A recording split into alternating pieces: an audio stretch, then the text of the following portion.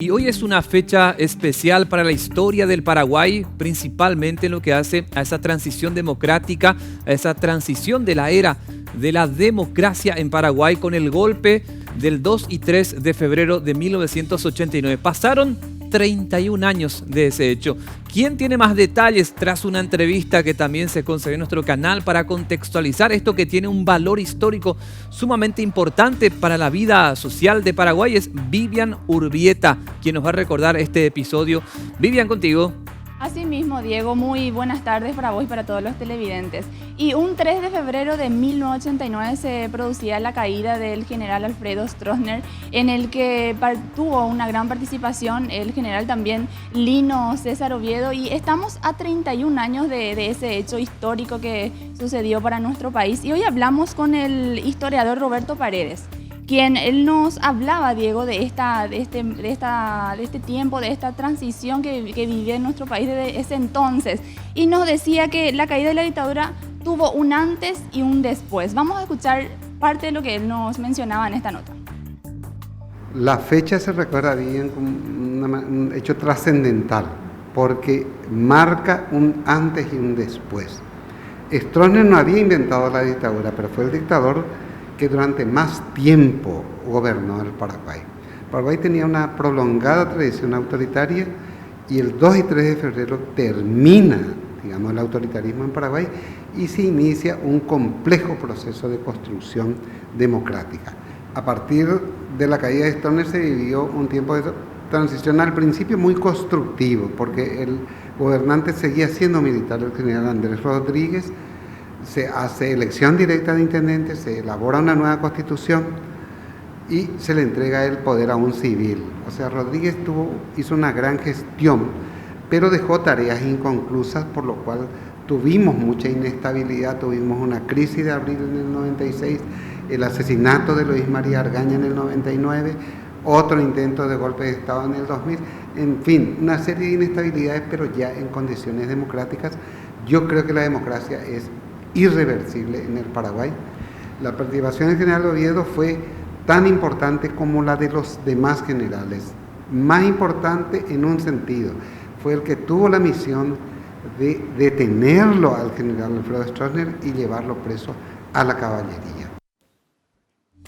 Bueno, Vivian, para ir hablando todavía sobre Stroessner, 35 años en el poder bajo la dictadura, pero ya pasaron 31 de esa caída.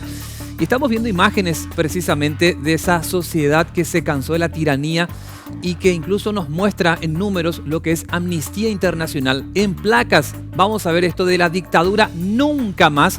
Y si tenés a mano, si no, yo te voy acompañando, Vivian, por ejemplo, lo que dice a pleno nuestra pantalla, estas placas que compartimos con la gente que está precisamente recordando con estas cifras y números. Contanos, Vivian. Asimismo, víctimas directas. En ese entonces tuvimos más de 20.000, o sea, 20.090 en total de violaciones de derechos humanos. Vamos a pasar a la siguiente placa. Estos son datos, justamente como mencionabas, de Amnistía Internacional. 19.862 personas detenidas arbitrariamente.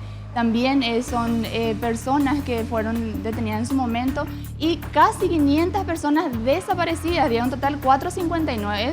Son cifras alarmantes. Y personas torturadas, 18.772 que se produjo en esa ocasión, Diego.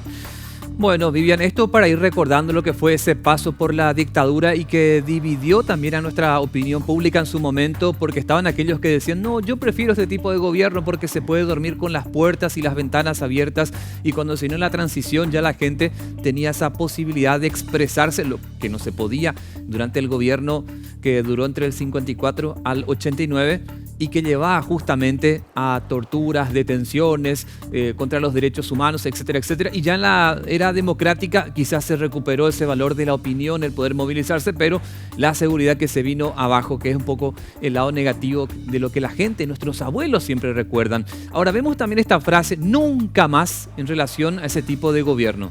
Así mismo, Diego. Y eso es lo que remarcaba también justamente el historiador con el que conversábamos hoy a la mañana, que nos decía que justamente en la caída de Stroessner, el 3 de febrero se producían 40 muertes y muchísimas personas quedaron heridos y mutilados. Y también le consultamos qué piensa él sobre justamente el fallecimiento de Lino César Oviedo, que coincidentemente se produjo un 3 de febrero de 2013. Sí.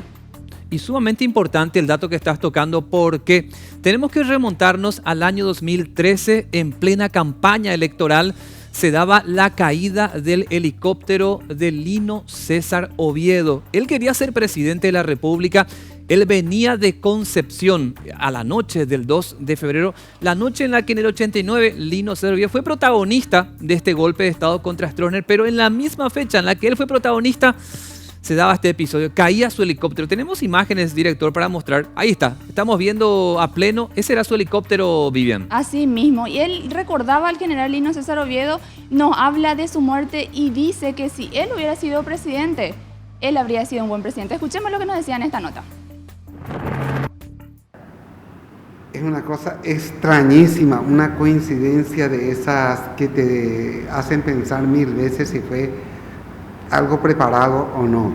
De hecho, se trató de un accidente como mínimo extraño, porque su cuerpo se desperdigó en un terreno demasiado extenso, como a 100 metros se encontraron pedazos, o sea, aparentemente hubo algún tipo de explosión ahí, y fue una gran pérdida, porque Lino César Oviedo, con sus luces y sus sombras, fue una persona que aportó mucho para este país. Pudo haber sido un buen presidente, sin lugar a dudas. Yo creo que todos los presidentes hicieron grandes aportes, tuvieron deficiencias, ¿verdad? Y dejaron de hacer, se omitieron en muchos aspectos. Bueno, así lo recordamos, con sus luces y sus sombras. Un hombre que estuvo en Brasil mucho tiempo. Él estuvo en la cárcel, en nuestro país cumpliendo parte de la condena. Él se habló mucho de su actitud también bastante fuerte cuando pretendía llegar a la presidencia, cosa que no se logró. Esa salida del Partido Colorado armó el Únase, recordemos que era un movimiento interno de la ANR y posteriormente se convirtió en partido. Y mucha gente que lo seguía, recordemos que en el 2013, Vivian, se hablaba fuertemente de que él podía llegar a la presidencia. Él estaba número 3 en el sondeo que se daba a conocer e iba subiendo, por lo menos como para recordar lo que fue su paso electoral por Paraguay, hasta que faltando 2 meses para esas elecciones caía el helicóptero que veíamos recién y termina perdiendo la vida. Eso era lo que él mencionaba al consultarle qué opinaban sobre eso. Es algo bastante raro, bastante llamativo, que justamente en la fecha en la que él ayudaba a que caiga esta dictadura, lastimosamente él también fallecía de la peor manera.